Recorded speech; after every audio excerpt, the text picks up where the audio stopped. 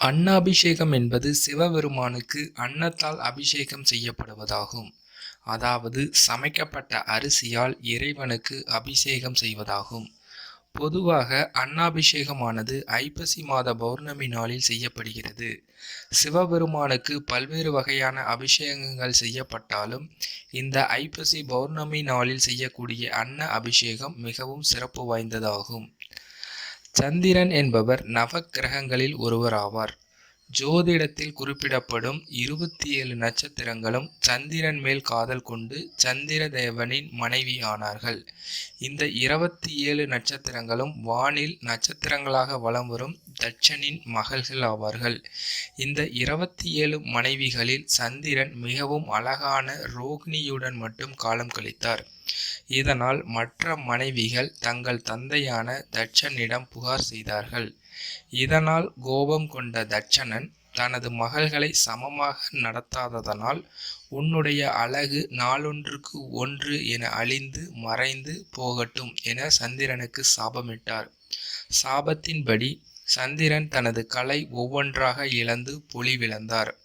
தனது 13 கலைகளை இழந்த சந்திரன் மீதமுள்ள கலைகளை தக்க வைத்து கொள்ள திங்களூரில் கைலாசநாதரை தன் சாபம் நீங்க வேண்டும் என்று வேண்டினார். சந்திரனின் 16 கலைகளில் 3 கலைகள் மட்டும் மீதமிருந்த நிலையில் சிவபெருமான் சந்திரனின் வேண்டுதலை ஏற்று அவருக்கு அருள் புரிந்தார். அந்த 3ஆம் பிறையை தன் தலையில் சூடினார்.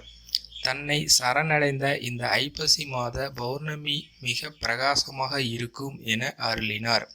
இதன் காரணமாகத்தான் ஒவ்வொரு வருடமும் ஐப்பசி மாத பௌர்ணமியில் சிவ ஆலயங்களில் மிக சிறப்பாக வழிபாடு செய்யப்படுகிறது.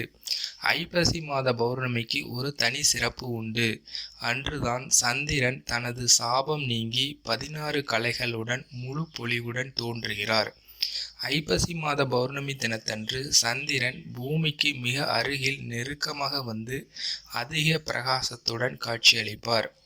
சந்திரனை தன்னுடைய சடைமுடியில் சூடிய சிவபெருமானுக்கு அந்த சந்திரன் முழுமதியாக ஒளிரும் நாளில் சிறப்பு வழிபாடு செய்யப்படுகிறது.